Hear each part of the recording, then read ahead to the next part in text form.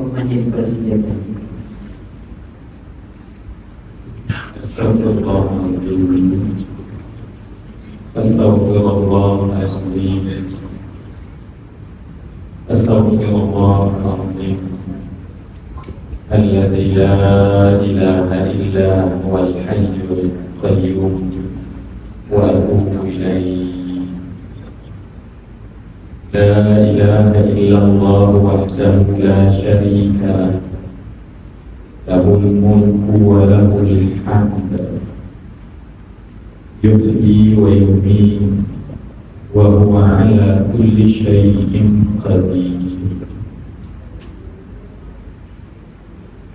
Assalamualaikum warahmatullahi wabarakatuh. A'udzu billahi as-sami'il 'alim minasy syaithanir rajim. Bismillahirrahmanirrahim. Alhamdulillahilladzi hadana li hadza wa ma kunna linahtadiya laula an hadana Allah. Yahdihillahu fala mudilla lahu wa man yudlil fala hadiya lahu. Wassalatu wassalamu ala rasulillah wa man tabi'al huda wa la wa ba'd. Terima kasih Pengurusi Majlis, Al-Fadhil Tuan Imam, Al-Fadhil Tuan Imam yang saya hormati, kasihi pengurusi masjid dan tim ahli jadat kuasa. Seterusnya saya kira kepada barisan pemimpin setempat, para guru, dan pastinya lah yang saya kasihi hormati daripada Jain dan Majlis Agama dan Jabatan Agama Islam Melaka yang sentiasa berdedikasi untuk melaksanakan program-program yang boleh memberi kemanfaatan kepada kita semua. Pertama sekali tuan-tuan, tentulah saya dengan penuh rasa rendah diri mengucapkan jutaan terima kasih kepada pihak Jain, Majlis Agama dan juga masjid dan juga tuan-tuan kerana memberi ruang dan peluang ini untuk saya dapat bersama-sama dengan tuan-tuan yang mulia dan saya berharap Allah Subhanahu wa taala menjadikan ruang dan peluang ini untuk kita sama-sama boleh bermuzakarah, sama-sama kita boleh berukhuwah Islamiyah, berkasih sayang seperti yang sepatutnya dituntut oleh agama kita. Saya pasti juga sangat rasa bertuah dan dapat menjadi salah seorang jamaah di masjid antara masjid yang tertua di negara kita, dan yakinlah insyaAllah pahala dan doa kita terdahulu yang bersusah payah membina masjid ini dengan sebab hadirnya kita, saya, maka menjadi jariah yang berterusan. Walaupun kalau ikut catatan dah hampir 300 tahun, pahala buat mereka di alam sana tetap akan mengalir.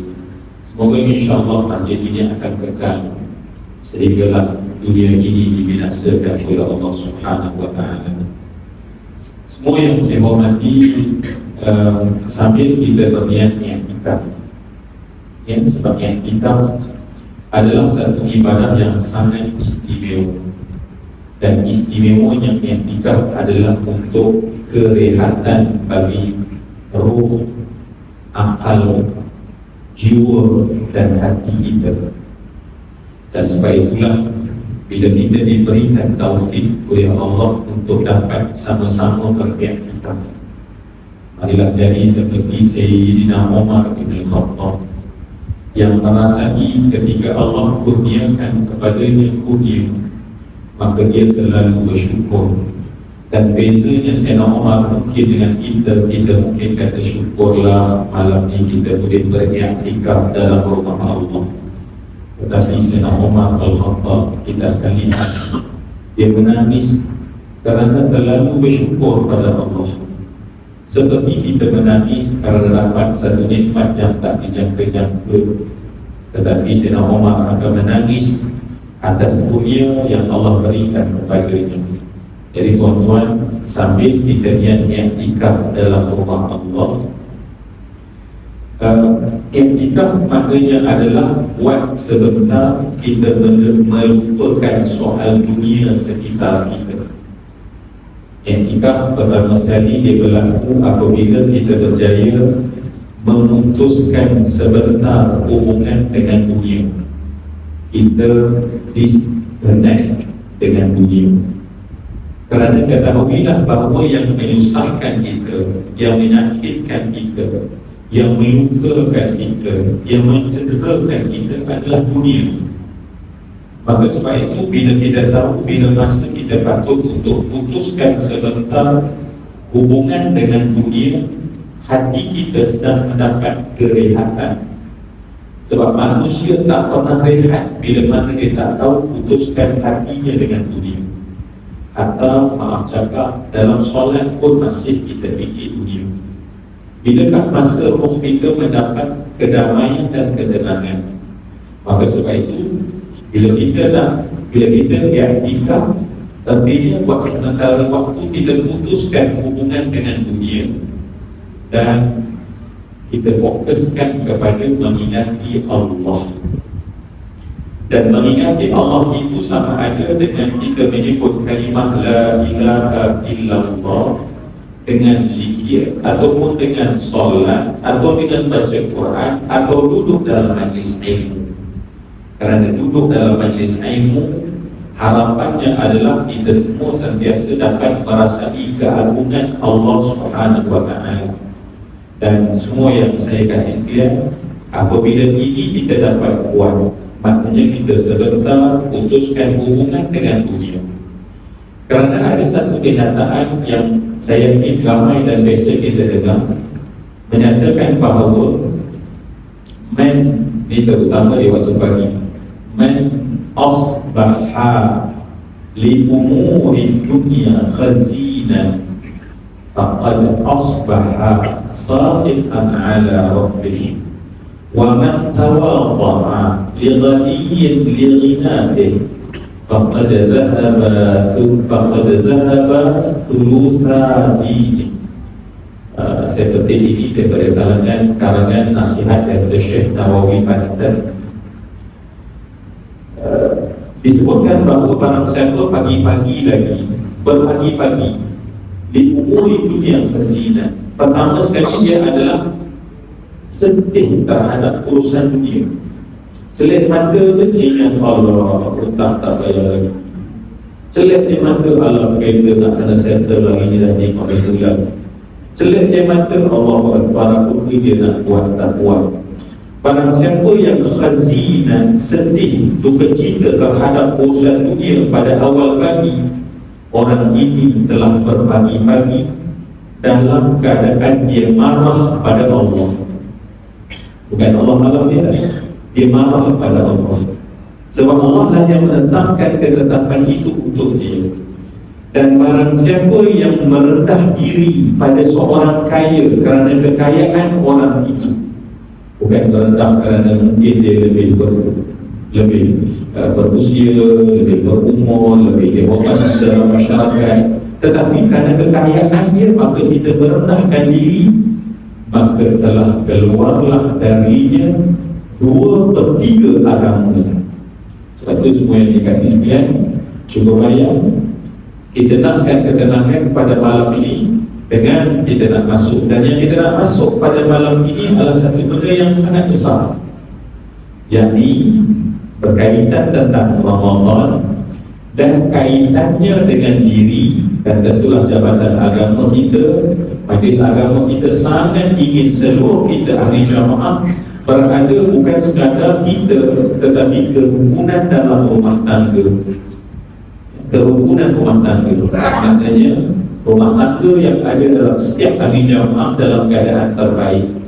Kita bukan tak biasa mendengar hadis yang Nabi menceritakan bahawa iblis itu ada istananya di atas lautan, dan iblis tersebut setiap hari akan bertanya kepada tentera-tenteranya, para syaitannya, apa yang kamu buat hari ini, apa yang kamu buat hari ini, apa yang kamu buat hari ini. Buat roll call, check KPI iblis buat hari-hari ini. Dan kemudian berkata seorang, saya buat bagian, menghasut manusia buat maksiat bagian. Tetapi iblis tidak memandang besar apa yang dibuat. Seorang yang selalu sampai membunuh orang, sampai mencuri dan segala macam. Tetapi ada syaitan yang buat adalah memporak-porandakan rumah tangga. Maka syaitan mengangkat dia, meletakkan ke sebelahnya dan berkata, inilah dia baru buat kerja. Maka sebab itu, Masya Allah, rumah tangga yang kita nak duduk, nak bina, dan Ramadan datang sebagai satu mekanisme khas secara jadual atau takwim setahun, maka tentulah bicara kita pada malam ini akan dibenci oleh syaitan. Maka sebab itu semua yang dikasih sekalian, marilah kita berdoa agar syaitan laknatullah tidak akan mengganggu kita semua. Semoga kita mendapat kemanfaatan daripada bincang-bincang kita pada malam ini. Amin ya rabbal alamin. Baik, semua yang saya hormati dan saya kasih sekalian, jadi dalam bincang kita, saya cadang nak buat dalam bentuk bincang je lah kan. Kita buat bincang je, kita mau bincang, ya, mau Melaka juga baik-baik, mesra-mesra Melaka. Saya rasa sangat, Masya Allah, terharu. Saya sampai saja, sahabat-sahabat tunggu rakan-rakan yang jumpa bersalam. Masya Allah, ini keistimewaan khas orang Melaka yang tuan-tuan kena pertahankan. Sebab budaya itu Datuk Nenek telah berjaya bangunkan, menjadikan orang Melaka orang mesra. Tuan-tuan orang Melaka mana perasan kan? Orang luar yang perasan. Ya, pergi ke tempat lain, pergi ke sini, alhamdulillah perbezaan itu dirasa. Maknanya Datuk Nenek Masya Allah telah dapat mentarbiyah, mengamalkan, bukan ceramah tetapi amal sampai anak cucu boleh buat, menunjukkan kemesraan. Sebab dalam hadis Nabi sallallahu alaihi wasallam menyebut, al-mu'min ya'laf wa yu'laf wa la khaira fi man la ya'laf wa la yu'laf. Ya, dalam Musnad Ahmad Nabi berkata, orang beriman itu ialah orang yang mesra dan mudah dimesrai. Nabi kata tak ada kebaikan orang yang tak mesra dan tak mudah dimesrai. Jadi orang Melaka dah terkenal dengan mesra. Saya nak belajar dengan tuan-tuan. Boleh ke tuan-tuan menjadi guru saya? Alhamdulillah. Kan dalam Islam ada ta'awud, bertolong bantu sesama kita. Baik, tuan-tuan, dalam kita nak bincang kaitan antara Ramadan, Ramadan dan kemudian dengan bagaimana kita nak ajak rumah tangga kita dalam keadaan harmoni. Ada satu kata-kata cerdik pandai yang saya pinjam, ya, satu kata-kata cerdik pandai yang saya pinjam. Kata-kata itu berbunyi, ya, kata-kata itu berbunyi, begin with the end in mind. Saya pinjam dia bagi tahu bahawa kalau dalam hidup kita ni, kita nak jadi orang yang disebut, apa kita nak kata, highly effective. Apa kita nak cakap dalam bahasa kita, orang yang tinggi dia punya keberkesanan dia. Sebab dalam hidup, ya, dalam hidup terutama di milenium yang terakhir, orang tak guna perkataan macam zaman-zaman 70-an bercerita tentang kecemerlangan. Sebab sekarang orang bercakap tentang keberkesanan. Nilai seseorang keberkesanan. Baik. Dan kalau kita nak jadi orang yang berkesan, salah satu yang mesti ada adalah memulakan sesuatu dengan pengakhiran. Begin with the end in mind. Kena mulakan sesuatu dengan pengakhiran dalam kesedaran kita. Fizihin, dalam zihin kita adalah bermula pengakhiran. Baik, semua yang dikasih sekalian, malam ni dalam bincang santai, tapi saya rasa tuan-tuan apa kata kalau kita baca satu doa sama-sama, boleh ke? Sebelum kita bincang, boleh ke tuan-tuan? Kita pun mula dengan doa ni, boleh ke? Kalau ini sebut tempat lain tak boleh. Baik, kita mula dengan doa sama-sama. Baik, doa apa yang kita nak baca sama-sama tuan-tuan?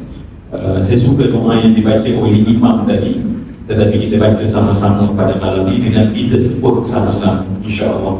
Sebab doa ini saya di mana-mana pun saya suka, sebab saya rasa rugi kalau kita tak baca doa ini.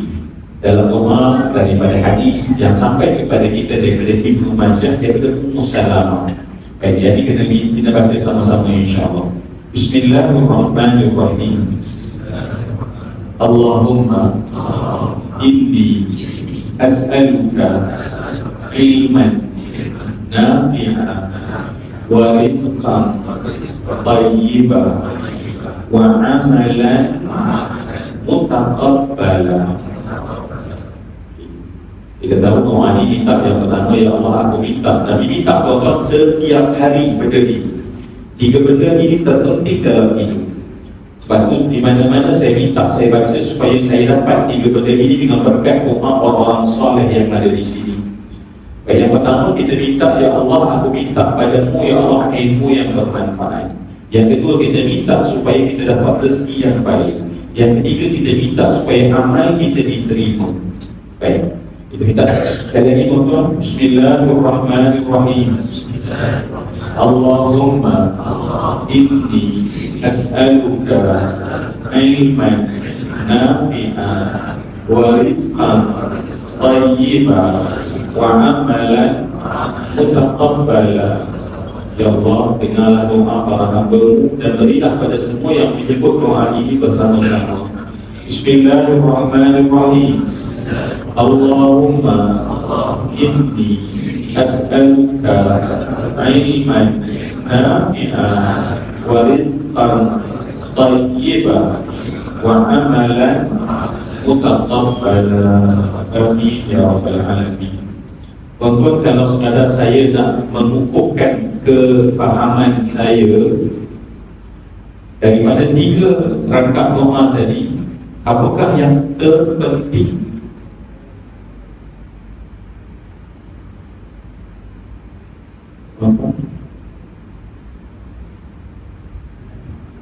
Saya sedang tanya. Ini doa lagi ke tak terang? Doa habis dah tuan-tuan.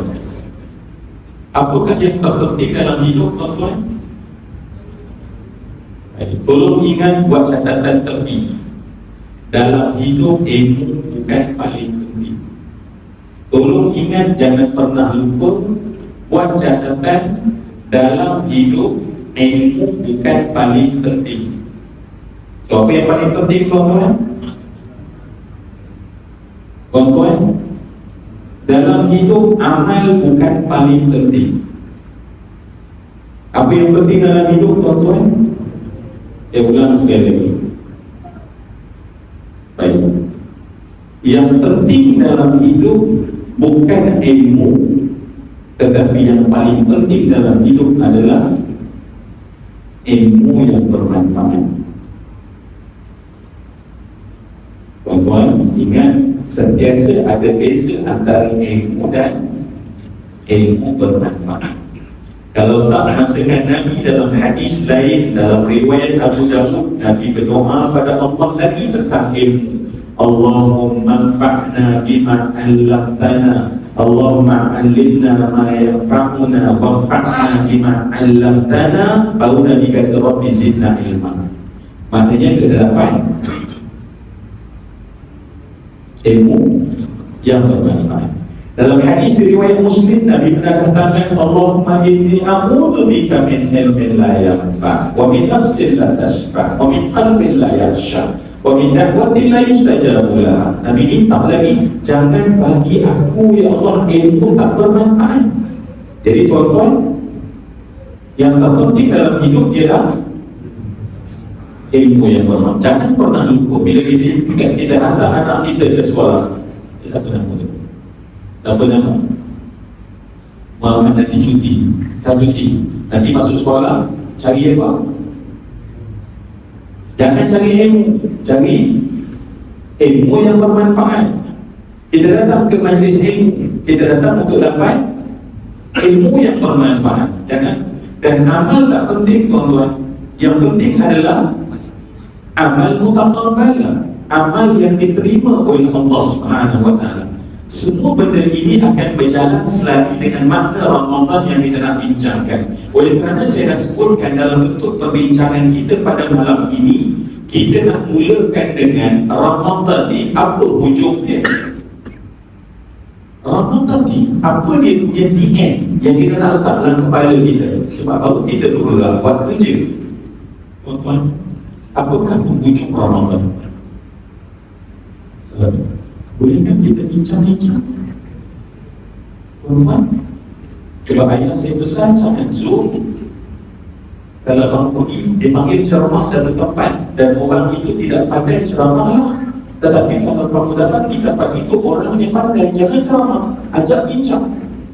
Jadi saya dapati Masya Allah di sini, sejujurnya bukan orang kata nak cakap-cakap, memang sejujurnya Masya Allah, saya yakin ialah insan-insan yang berilmu, yang berpengalaman. Kalau dah diukur jauh berbanding saya, maka saya nak ajak muzakarah. Okey tuan-tuan, kalau saya tanya bukan kerana nak supaya macam nak uji pengetahuan tak, tetapi nak menjadi bahan bincang supaya ada ini muzakarah. Ulama kata hayatul ilm muzakaratun, ilmu itu hanya hidup bila kita muzakarahkan. Kata Imam Syafi'i, ra'aitu subutal ma'a yufsiduh insanan qaba wa illa yajri lam yaqibi. Air itu, aku melihat air itu menjadi rosak. Kenapa? Sebab dia berhenti. InsyaAllah kalau dia mengalir baik, tetapi kalau dia berhenti dia akan jadi buruk. Maknanya bila kita bincang mengalir ilmu tersebut, insyaAllah. Baik tuan-tuan, ujung Ramadan ni apa? Ujung Ramadan, kita cakap orang kata bagi clear cut, ujung Ramadan tu apa sebenarnya? Sebab begin with the end, kita nak mula dengan ujung.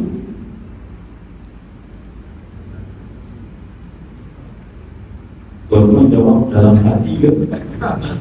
Allah, tuan-tuan, sebab memang orang soleh zaman dulu kadang-kadang dia tak cakap, dia pakai hati je. Tapi Zurali ni tuan-tuan jauh sangat mantap dia. Anak dah bagi jawapan 5, dia tak tangkap. Tuan-tuan, saya tak boleh tangkap tuan-tuan sebab mantap saya gerak sangat.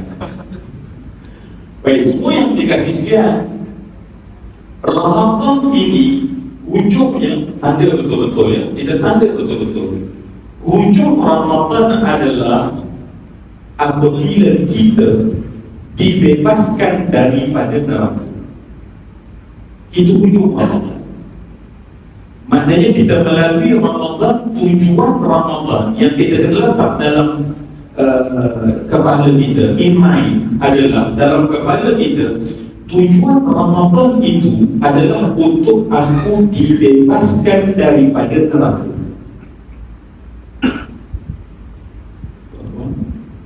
Sebab manusia dia mudah ambil mudah, orang kata take for granted. Dia ambil mudah. Apa dia ambil mudah? Dia rasa dia dah ahli syurga. Dia tak kata dia ahli syurga, tapi rasa macam kita ni acting sebagai ahli syurga. Sebab tu dulu tahun 80-an lagu apa tu? Erican, ku tunggumu di pintu. Semua orang boleh masuk syurga seolah-olah. Dengan confident kita rasa kita ni memang kalau apa-apa hal memang syurga lah. Sedangkan sebenarnya kita ini adalah kena menembus diri kita membebaskan kita daripada neraka. Maksudnya, okey. Ini mind saya, betul asal. Begini kan? Oh, sebetulnya dia ada bunyi. Oh, apa suasana kampung saya tak ada. Dia tak pakai macam tu. Kami orang kampung kita kurang tidak ada. Tengok keluar, tengok matahari, tengok cahaya malam. Nanti dia dah masuk. Tapi sedikit dengan badar, dia lain. Semua yang saya kasih sekalian, satu benda yang mungkin kita tak perasan bahawa setiap kita, saya tak nak cakap, Masya Allah berat saya nak cakap, bahawa manusia itu asalnya adalah dia namanya tersenarai ke dalam neraka. Dan setiap hari dia kena menebus dirinya supaya dia dibebaskan daripada neraka. Kalau kita sedar bahawa kita dah mampu nak tebus, macam puasa ya. Kalau kita sedar bahawa setiap hari kita ni tujuannya adalah menebus diri, nak tebus diri kita supaya jangan menjadi ahli neraka. Berbanding dengan orang sangka bahawa saya dah memang syurga dah, saya dah memang syurga dah. Tuan-tuan, kalaulah kita sedar bahawa hujung Ramadan adalah untuk bebaskan kita daripada neraka, kita tengok dalam hadis Nabi SAW diriwayatkan oleh Imam Muslim, hadis 40 kita boleh jumpa dalam hadis, di mana satu hadis Nabi SAW berkata, Nabi sebut kullun nas yaghdu apa yang nafsah famu'tiquha atau mubiquha. Kata Nabi, manusia itu setiap hari, mana setiap hari yang baru berpagi-pagi mereka menjual diri mereka, sama ada mu'tiquha, mereka membebaskan mereka daripada neraka, atau mereka membiarkan kekal dalam neraka. Jadi tuan-tuan semua yang dikasih sekalian, apabila kita faham bahawa Ramadan ini adalah ujungnya adalah tujuan untuk kita dibebaskan daripada neraka, maka tak sama dengan orang yang dah confident memang saya ni dah memang ahli syurga. Tuan-tuan, kalau tuan-tuan kita dah dapat benda tersebut, barulah kita cakap soal keluarga. Apakah tujuan pembentukan keluarga dalam agama kita? Apakah tujuan pembentukan keluarga dalam di kalangan ahli keluarga kita? Apakah tujuan pembentukan keluarga? Bukankah Allah sebut qu anfusakum wa ahlikum nar, jaga, jauhi diri kamu dan keluarga kamu daripada neraka. Maknanya kita berumah tangga tujuan untuk bertahun supaya jangan masuk neraka, supaya jangan masuk neraka. Dan setiap hari kalau malam ni tuan-tuan kita dipanggil oleh Allah, adakah amalan kita yang sebelum ini dah cukup untuk menebus kita jauh daripada neraka? Sebab itu tuan-tuan cuba bayang, sebab kita ada sedikit mungkin setting dalam lidah kita yang tak sama dengan setting para sahabat. Setting para sahabat setiap hari bila mereka melihat bahawa adakah hari ini aku boleh amal yang amal aku itu akan membebaskan aku daripada neraka, berbandingkan kita yang amal je sekadar tambah-tambah, ada masa kita buat tak ada nak buat macam mana, tak cukup masa, tak sempat. Tetapi mereka yang melihat bahawa adakah dapat jadi penebus. Sebab tu kita dengar kisah Sayyidina Ali bin Abi Thalib. Kita biasa dengar kisah Sayyidina Ali bin Abi Thalib keluar di bulan Ramadan, pada 19 Ramadan. Dia keluar untuk mengimamkan solat di Kufah. Apa berlaku? Dia masuk awal, Sayyidina Ali seperti biasa. Sayyidina Ali ni kalau orang tanya kepada dia, apa yang kamu suka wahai Amirul Mukminin, Sayyidina Ali kata, aku paling suka adalah as-sawmu fi sayfi. Aku paling suka kalau dapat berpuasa di musim panas. Jadi kita kan, kita kalau dapat puasa musim hujan, sebab musim sejuk dah ada. Kalau musim sejuk lagi best, sebab musim sejuk siang pendek, malam panjang. Kalau boleh pilih, Masya Allah. Jadi kalau ya Allah puasa setiap musim-musim sejuk. Tapi kalau tak ada musim sejuk, apa puasa yang best? Musim hujan, tak ada dua sangat. Sayyidina Ali bin Abi Thalib, aku suka kalau boleh berpuasa di musim panas dan suka untuk qiyamul lail di musim sejuk. Kita biasa pergi luar negara tuan-tuan, bila musim sejuk tu buka pai, ambil wuduk tengok, kita buka je pai, kita kenakan air, kita rasa macam razor-nya hiris kita punya tangan. Itu tajamnya air di musim sejuk. Cuba bayang. Dan waktu itulah paling selesa kalau kita berbungkus dalam sleeping bag. Allah panas, pasang keluar kita, ya. Yalah. Sayyidina Ali bin Abi Thalib begitu cuba bayang. Dan dia bangun awal sebab dia solat malam adalah tradisi mereka orang-orang soleh. Semua yang dikasih. Kita nak orang kata main setting kita ni insyaAllah syurga dah. Suatu kadang-kadang dalam confident, wahai ahli syurga semua, dia assalamualaikum ahli syurga, waalaikumsalam. Tak salah tuan-tuan untuk husnuzan, tetapi kadang-kadang kita tersangka bahawa kita tidak confirm ke syurga. Sedangkan Allah Subhanahu wa ta'ala dan Nabi sebut, setiap hari menembus diri kamu, sama ada kamu mampu membebaskan daripada neraka atau kamu kekal kamu berada dalam neraka. Maknanya tujuan kita malam ini tuan-tuan adalah untuk tembus kita duduk dalam majlis ilmu pada malam ini. Ya Allah, dengan ini kami dapat bebas daripada neraka. Ini tujuan kita duduk dan saya duduk tuan-tuan. Kenapa saya cakap setiap patah perkataan, bebaskanlah kami daripada neraka. Baik, Sayyidina Ali bin Abi Thalib.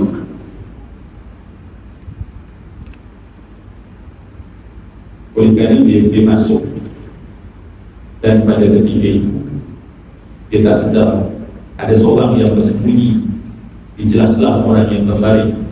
Bila Sayyidina Ali masuk, Sayyidina Ali seperti biasa akan mengejutkan orang terutama malam. Rupanya ada salah seorang yang berbaring tersebut, tetapi berbaring dalam masjid di Kufah dalam keadaan pedang disimpan di bawah baju dia.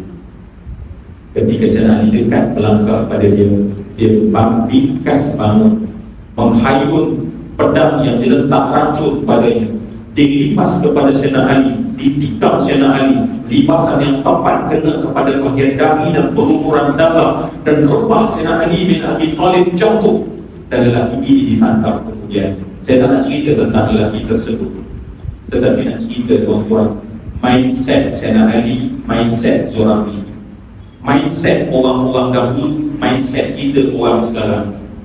Sayyidina Ali pada keadaan darah begitu banyak, tusukan begitu dalam, masa tak dalam tuan-tuan, ketika Sayyidina Ali merasai dahaga dan lapar beberapa hari, dan orang datang bawakan kepadanya segelas daripada susu yang berwarna putih, lantas dia meminum.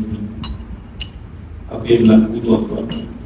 Di celah-celah luka yang keluar susu yang bercampur dengan darah. Maksudnya tikaman tersebut memutus bahagian-bahagian utama dalam diri Sayyidina Ali. Sampailah tuan-tuan,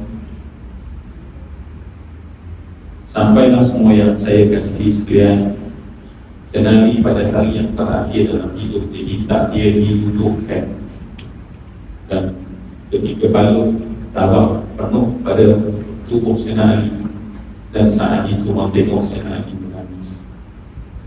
Sayyidina Ali menangis, dan kita tahu bila Sayyidina Ali menangis, teroncak bahunya keluar dari dalam merah, keluar daripada luka-luka itu. Dan orang bertanya kepada Sayyidina Ali, "Ma yubkika ya Amirul Mukminin?" Apakah yang menyebabkan kau menangis wahai Amirul Mukminin? Apa yang menyebabkan kau menangis wahai Amirul Mukminin? Apa jawaban Sayyidina Ali tuan-tuan? Mindset Sayyidina Ali padatkan dengan kita.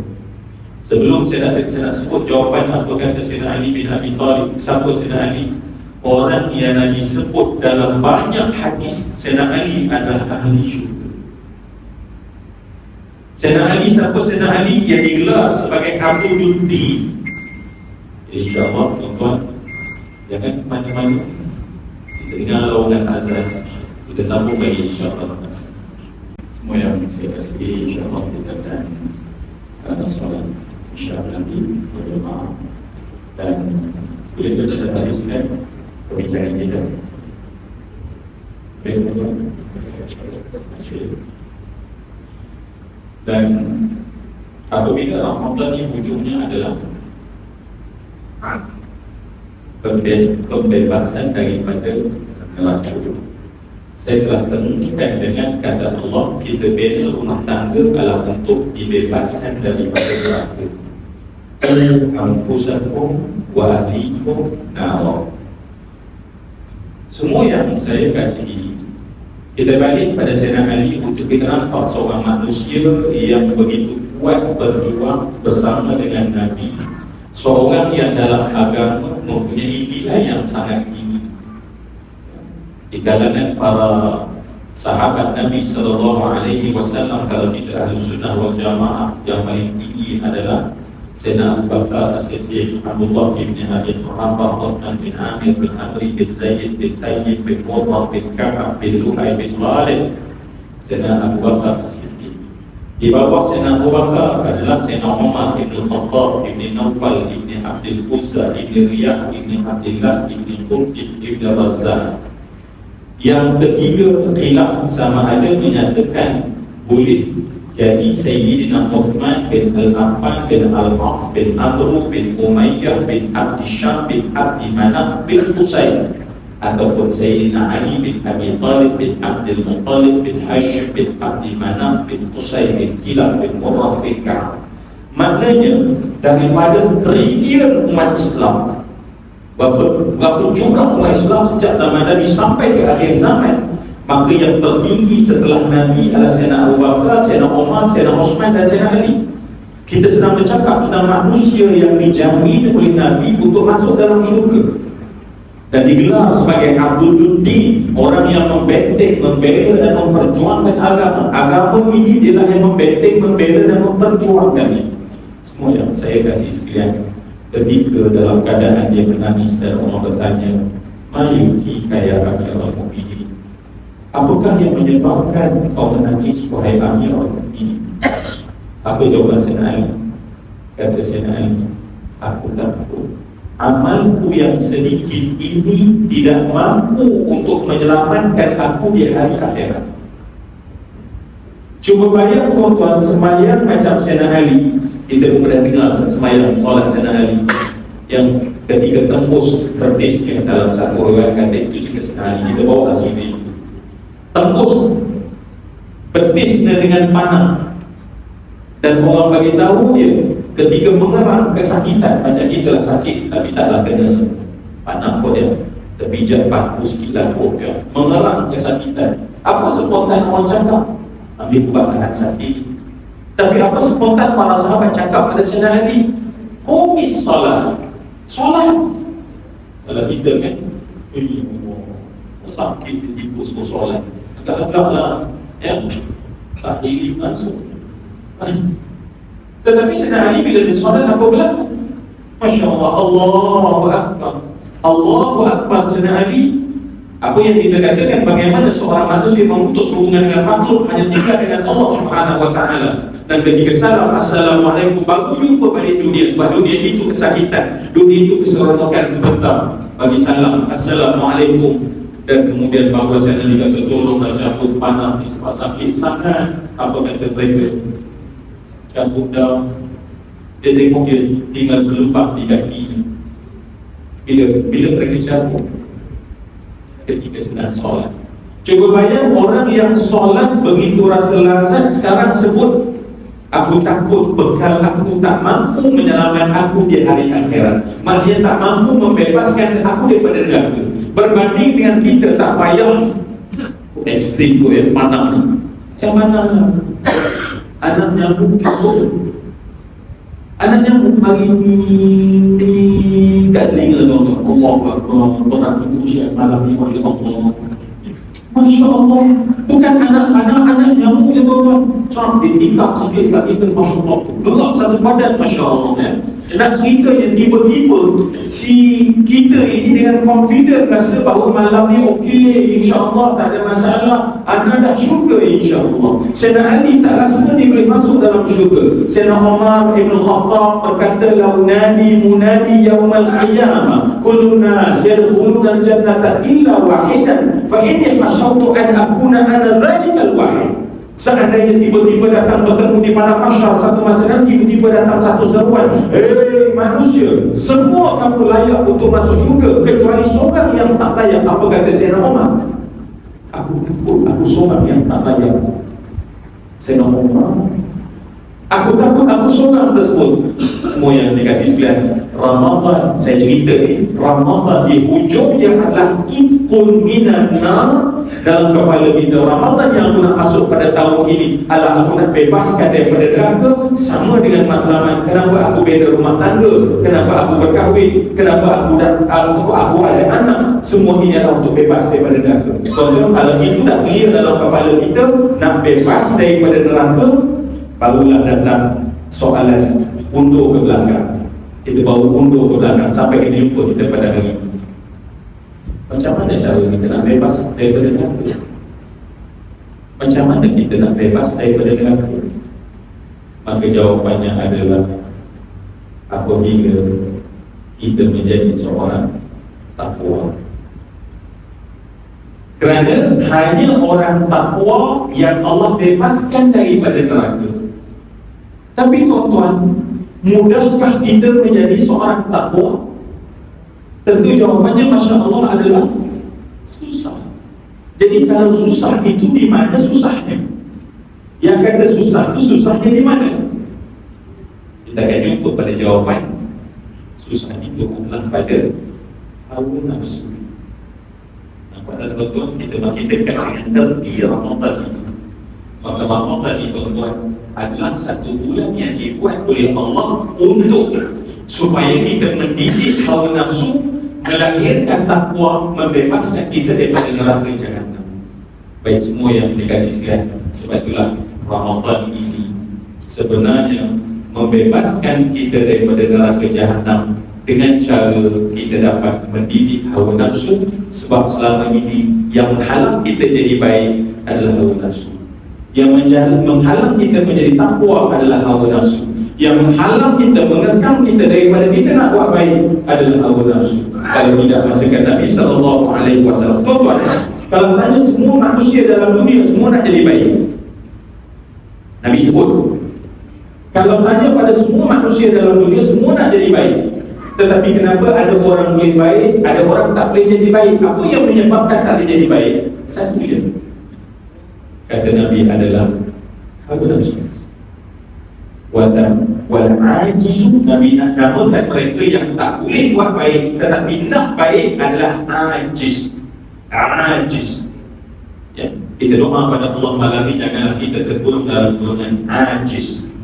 Sebab Nabi kata orang ajiz adalah man atba'a nafsahu hawa wa tamanna 'ala Allah al-amani. Orang lemah adalah orang yang mereka itu mengikut bujukan hawa nafsunya, tetapi dia berharap untuk membuat kebaikan, dan kebaikan hanya tinggal dalam angan-angan.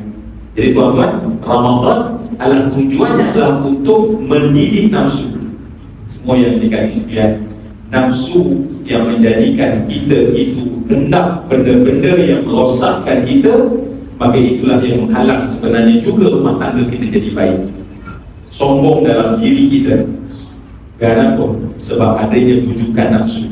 Tolonglah hormat saya, tolonglah respect saya kan paling kaya, saya kan paling pandai, saya kan paling ternama. Maka nafsu menyuruh kita untuk merasa besar diri. Dan seandainya kita tak lawan perkara tersebut, apa jadi pada kita semua yang dikasih sekalian? Maka jadilah kita tak akan capai takwa. Bila tak capai takwa, tak akan masuk, tak akan bebas daripada neraka jahanam. Dan Ramadan adalah madrasah. Ibnu Abbas pernah malam hari tuan-tuan berjalan dan kemudian didapati ada satu susuk lembaga yang berjalan berulang alik daripada telaga sampai ke rumah, telaga sampai rumah. Orang semua dah tidur, tak ada orang, tapi seorang lelaki yang memikul di atas bahunya kullah. Tuan-tuan perasan kullah? Orang pikul bola. Biasanya orang pikul bola. Kullah ni tuan-tuan, seekor kambing yang dilapah kemudian dicantum balik, dijadikan bekas air. Satu bekas saiz kambing itulah satu kullah. Sebab tu orang Arab kullah ni adalah kita. Sebab kita satu kolam, insya-Allah. Tengoklah tuan-tuan, tengok kolam. Satu kolam tak ada. Ada. Tengok satu kolam. Waktu bila belajar fiqh, dua kolam lam yahmil habas, kita tengok semua kolam itu. Dua kolam barulah tak itu. Satu kolam tuan-tuan, satu kolam itu kecil je.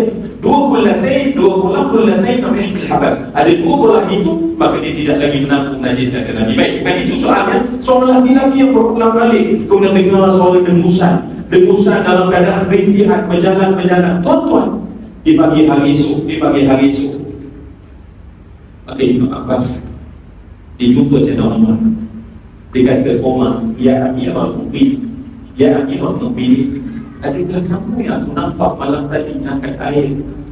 Apa kata Sayyidina Umar? Kata Sayyidina Umar, sebab ditanya oleh Ibn Abbas, sebab Sayyidina Umar sangat hormat Ibn Abbas, seorang anak yang baru belas tahun akan masuk dalam semua syura Ibn Umar. Walaupun Ibn Umar orang yang dah tua 60 tahun, tetapi Ibn Abbas akan dibawa dalam walaupun umurnya belasan tahun. Maka oleh kerana yang tanya Ibn Abbas, maka Sayyidina Umar kata, ya itu aku. Kenapa ya Amirul Mukminin? Kenapa tuan-tuan? Kata Sayyidina Umar, saya sudah cerita bahawa sebenarnya dalam diri kita ni ada benda yang halang kita jadi takut. Yang itulah ramalan Allah jadikan untuk didik benda tersebut. Dan sekarang kita tengok bagaimana Sayyidina Umar Al-Khattab. Semua orang nak jadi takwa, semua kita nak masuk syurga, tapi sebelum masuk syurga kita tak nak masuk dalam neraka. Tetapi ingat, semua yang dikasih ada benda yang halang kita daripada melakukan amal takwa. Sekarang kita tengok pengalaman Sayyidina Umar Al-Khattab. Kenapa Sayyidina Umar kata Ibn Abbas? Apa kata Sayyidina Umar? Pada tahun ke-15 Hijrah, Sayyidina Umar menghantar 30,000 tentera Islam ke mana? Untuk berperang, buat perang terakhir dengan Parsi. Perang terakhir dengan Parsi. Dan Sayyidina Umar Al-Khattab menghantar Sa'ad bin Abi Waqqas sebagai ketua terus tentera. Sayyidina Umar tuan-tuan sebelum pergi dalam keadaan gelisah, kerana Sayyidina Umar tahu tentera Parsi yang lengkap sebagai satu empire yang begitu lama berkuasa, dan sekarang Sayyidina Umar kena hantar tentera 30,000 lawan dengan 200,000. Sayyidina Umar dalam keadaan macam mana tentera aku nak berhadapan? Maka Sa'ad bin Abi Waqqas, kamu kena berhadapan dengan tentera Parsi, satu empire dunia. Contoh dalam empire dunia pada hari ini, katalah contoh kita tolak China dulu, Amerika dan Rusia, tuan-tuan. Sekarang ni nak lawan Rusia. Maknanya satu tamadun baru yang nak berperang dengan Rusia. 30,000 nak lawan 200,000. Tuan-tuan tolong dengar. Ketika Sayyidina Umar dalam keadaan gelisah, maka dia serahkan panji kepada Sa'ad bin Abi Waqqas. Tuan-tuan dengar apa kata Sa'ad bin Abi Waqqas sambil peluk Sayyidina Umar dan bisik ke telinga Sayyidina Umar. Abu Sa'ad bin Abi Waqqas bisik ke telinga Sayyidina Umar, wahai Amirul Mukminin, jangan risau. Wahai Amirul Mukminin, jangan risau. Kerana Rasulullah ketika hidup jumpa aku beritahu, bisik kepada aku, wahai Sa'ad bin Abi Waqqas, engkau akan memimpin 30,000 tentera Islam dan engkau akan mengalahkan kerajaan Parsi. Rasulullah satu masa dulu ketika masih hidup bisik secara personal ke telinga Sa'ad bin Abi Waqqas. Dan Sa'ad bin Abi Waqqas bila dia tengok jumlah dia 30,000 dan Umar nanti dia ingat balik apa Nabi kata, wahai Amirul Mukminin, jangan risau. Allah. Maka pergilah tuan-tuan, tak nak cerita yang tu, maka akhirnya menang tentera Islam. Menang tentera Islam. Dan ketika menang tuan-tuan, kekayaan kerajaan Parsi dibawa sampailah ke Baitul Mal di Madinah. Unta pertama yang berjalan setelah sampai ke kota Madinah, unta terakhir masih lagi di Parsi. Cuba bayang memikul kekayaan. Maka Sayyidina Umar Al-Khattab berkata, tuan-tuan, kalau kita nak cerita dalam itu banyak benda tentang Nabi yang kita rasa Masya Allah. Kalau saya nak keluar sedikit daripada cerita ni tuan-tuan, tuan-tuan ingat tak ketika Nabi berhijrah, ada seorang lelaki yang mengejar Nabi, mengejar menggunakan kuda sehingga dia jatuh berkali-kali. Namanya adalah Suraqah bin Malik. Ketika dia jatuh dan dia tahu bahawa ini bukan sembarangan, maka kemudian dia minta supaya dia dibebaskan, dan kemudian Nabi mendoakan dia. Dan ketika dia berpaling dan dia tanya apa kena buat, Nabi kata kabulkan pandangan musuh Quraisy supaya jangan mencari aku. Tetapi Nabi tengok muka dia dalam keadaan syukur. Kenapa syukur? Sebab dia telah hilang 100 ekor unta. Sebab saat bertangkap Muhammad, dia dapat 100 ekor unta. Nabi tengok dia dalam keadaan hilang juga. Sebab patutnya dapat 100 ekor unta, tapi dia melepaskan Muhammad tak dapat. Nabi tanya, adakah kamu merasa kesal? Tidak, wahai Muhammad. Kemudian Nabi kata, wahai Abu Bakar, mari sini, tulis satu perjanjian. Tulis satu perjanjian. Apa perjanjian? Dan Nabi suruh Husain Abu Bakar tulis untuk Suraqah bin Malik, baginya adalah gelang yang dipakai oleh Maharaja Parsi sebagai hadiah daripada Muhammad untuk Suraqah.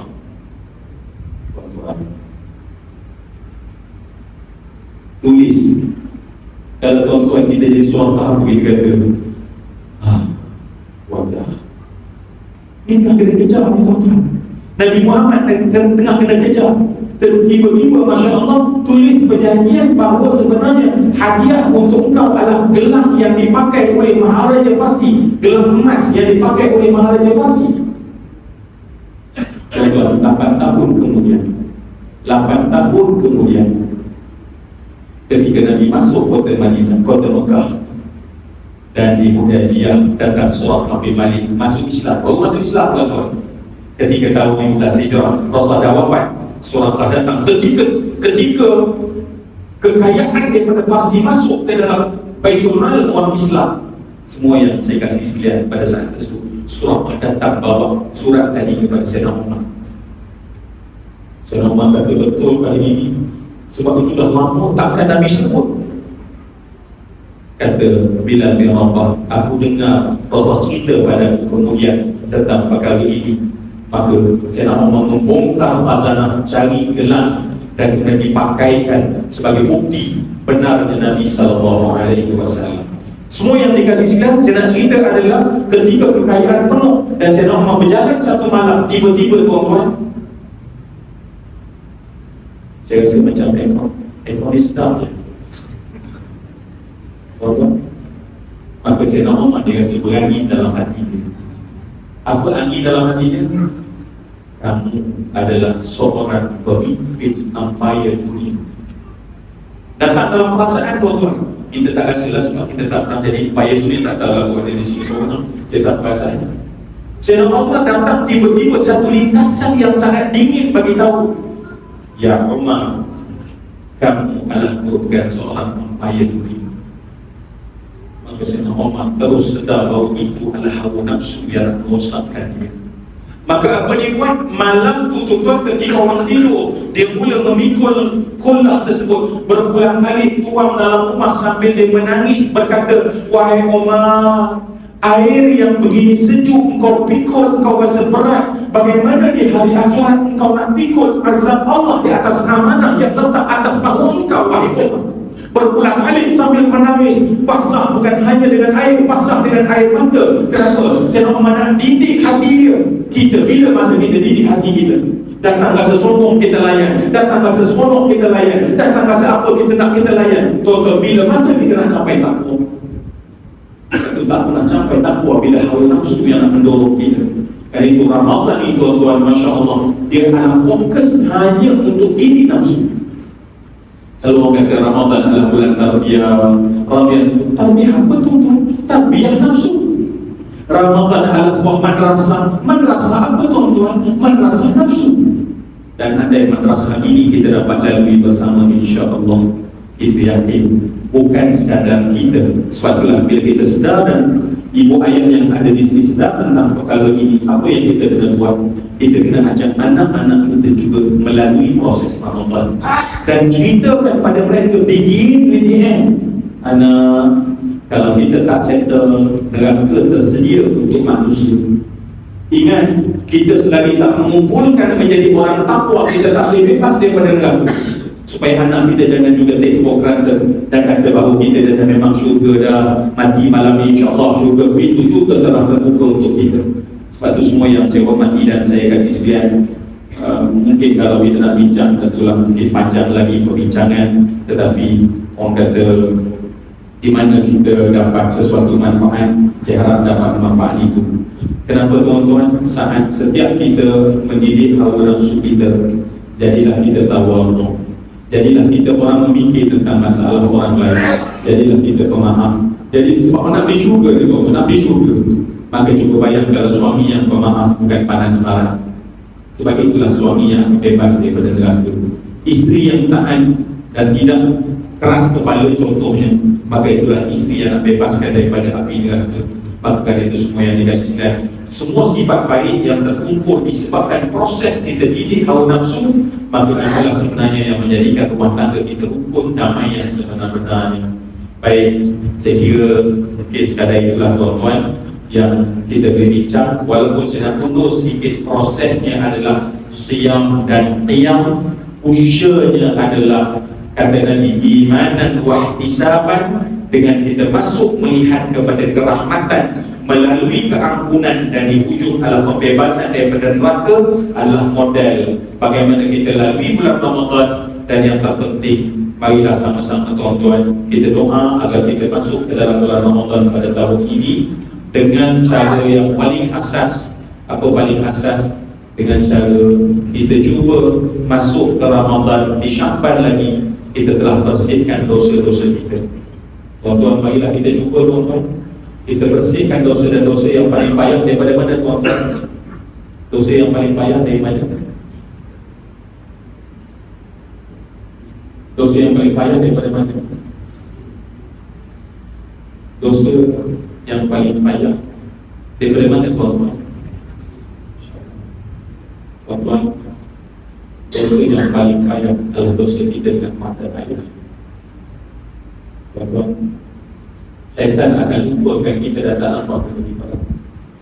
Katalah ya akhi, sahabat saya kan, katalah saya bercakap, katalah saya tak senang hati, saya cakap macam tu, tak ada masalah. Tapi jangan buat macam tu pada seorang orang. Dan kita buat bukan sekali tuan-tuan, dalam panjang hayat yang kita buat sekali, 2 kali, 3 kali, tak tahu berapa kali tuan-tuan. Dan kemudian sekarang kita duduk dalam masjid bersibuk nak tunggu Ramadan, kita rasa insya-Allah Ramadan akan okey. Masa mana mungkin tuan-tuan okey? Sedangkan belum lagi satu harapan yang kita lupakan, belum lagi orang tua yang masa di hidup kita abaikan. Tuan-tuan, al-dzaqu la yufna wa dayyanu la yamut. Al-dzaqu la yufna, kata Nabi, dosa itu tak pernah binasa. Walaupun kita buat 50 tahun dulu, kita je yang lupa, tapi dosa itu macam bau sekejap kita. Cuba bayang tuan-tuan, kadang-kadang kita rasa kita okey, kita rasa okey. Sedangkan tuan-tuan, macam mana kita nak berlari dan semelah kalau dosa itu masih tertambat pada diri kita semua. Sebab tu orang tua kata, tuan-tuan pasal tak sebelum masuk Ramadan aku biasa buat, kalau di Melaka ni saya nampak apa antara tradisinya.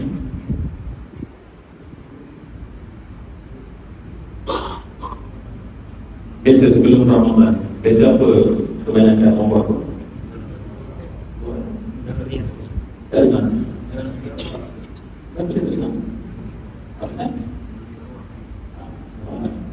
Kenapa orang tua kita buat dulu? Sebab sebenarnya guru-guru kita dah didik bahawa kamu tak boleh masuk dalam Ramadan kalau kamu tak dapat berlaku baik pada mak dan ayah. Apa lagi yang kita boleh buat? Mak kita dah meninggal, kita yang hidup boleh lagi lupa mak. Saya mana salah dengan mak, ayah saya mana salah dengan ayah. Sebab saya nak masuk Ramadan, saya tak mungkin masuk Ramadan dan saya dapat manfaat Ramadan kalau dosa saya masih penuh pada kaki saya. Tuan-tuan, kalau saya nak buat analogi Yusuf Boh, tuan-tuan kenal Yusuf Boh? Muslimah Yusuf Boh,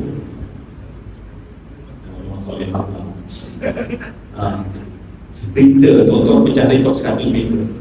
Tuan-tuan, kenapa dia boleh pecah rekod 100 meter? Sebab dia kuat kan? Tunggu je. Dia lari tuan-tuan, tolong ikat bola besi kat kakinya, tolong suruh dia pecah 100 meter. Bukan 100 meter, dia lagi 10 meter dia tak larang. Begitulah tuan-tuan berbola besi dosa kita pada mak dan ayah kita yang tertambat di kaki kita. Sebab tu bila kita Ramadan, kenapa tak rasa seronok? Kenapa bila tahajud kita tak rasa lazat dengan Allah? Kenapa kita akan takbir tak rasa besar Allah Subhanahu Wa Taala? Kenapa bila baik rasa penat nak buat, tetapi bila tak baik melonjak kita seronok? Berbola besi tertambat di kaki kita dan kita tak nak buat dan biarkan benda tersebut kekal dengan kita. Masya Allah, orang tua adalah ajar. Apa kita boleh buat lagi? Mak kita dah meninggal dunia, nak cakap mak, minta maaf mak. Pada beberapa hari bulan pada tahun 72 saya ucapkan tadi mak. Mak minta maaf pada tahun 82 pula, 92 pula, tahun 2002. Kita tak kena cakap pada mak kita. Adzabul laif. Tolong jangan kita ambil mudah. Dosa takkan pernah habis. Ada yang mulayang. Sebab Allah memperhatikan kita masa dosa dan masa sekarang. Maka selalu orang tua kita buat apa? Buat sebenarnya supaya kita ada rasa terhadap mak dan ayah kita. Sebab kalau kita settle terhadap manusia paling berjasa, tuan-tuan, saya dan tuan-tuan tak boleh duduk di sini kalau tuan-tuan mak kita tak benarkan kita menumpang dalam rahimnya satu masa dahulu. Nak cerita besar tak besarnya pahala jasa mereka. Tuan-tuan, kalau tak tumpah dan menitis darah mereka, saya dan tuan-tuan tak lagi tuan-tuan. Sampai di sini boleh kata saya mampu balas nitis darah mereka sebab saya bagi 1000 sebulan. 1000 sebulan tak ada harga tuan-tuan. Apa tak lagi langsung tak bagi. Betul tuan-tuan, Masya Allah, macam mana kita nak masuk Ramadan? Dan apa tak lagi dalam konteks tuan-tuan yang jahil, majlis agama kita sangat ni. Sebab Nabi sebut dalam hadis, birru aba'akum dan birru abna'akum. Hadis dalam BMSG. Kata Nabi, buat baiklah kamu pada mak ayah kamu. Nanti Allah jadikan anak kamu buat baik pada kamu. Bagaimana mungkin kita masuk Ramadan buat tak peduli pada mak dan ayah? Nanti tuan-tuan, kita berada di sini tuan-tuan. Saya ulang. Tuan-tuan, satu masa kita bukan ada di sini selama-lamanya. Kita akan duduk di bawah bumi merapuk tuan-tuan. Dan saat itu bayangkanlah anak kita langsung tak peduli pada kita. Maka pada begitu, buatlah sekarang. Saya sebut ni tuan-tuan bukan pada tuan-tuan yang mulia, tapi saya sebut pada saya yang lalai dan lupa. Kalau saya renung di setiap malam, wajah mak dan ayah letakkan di harapan. Mak, berapa banyak harapan seorang mak yang saya abaikan. Berapa benda baik yang ayah tak, yang kita tak pedulikan. Dan sekarang setelah mereka tak ada, sekali lagi kita tak pedulikan. Cuba bayang tuan-tuan, kata Nabi dalam hadis, malam yashkurin nas lam yashkurin. Orang kalau dia tak pandai terima kasih pada manusia, jangan harap dia jadi pandai syukur pada Allah. Berarti marilah Ramadan ini adalah proses terbaik kita. Tak ada lagi bulan yang lebih baik daripada bulan yang datang. Dan Ramadan akan datang. Maka sebab itu insya-Allah kita harap perjalanan ini mencapai kita matlamat apa tadi? Membebaskan kita daripada neraka, masuk syurga dan kecil lain. Center dulu yang asas bebaskan kita daripada neraka. Cukup sekali itu semua yang saya kasih, semoga ada kebaikan. Ya Allah manfaat kepada perbincangan kita. Ampun maaf kepada saya di hadapan tuan yang saya muliakan, bicara saya, akhlak saya memohon berbanyak kemaafan. Semoga Allah Subhanahu Wa Taala mengampunkan dosa saya dan dosa semua rakan-rakan yang mulia di sini. Aqulu qawli hadza wa astaghfirullah azim li wa lakum li sa'iril muslimin. Assalamualaikum warahmatullahi wabarakatuh. Jazakallahu khairan jazaa kepada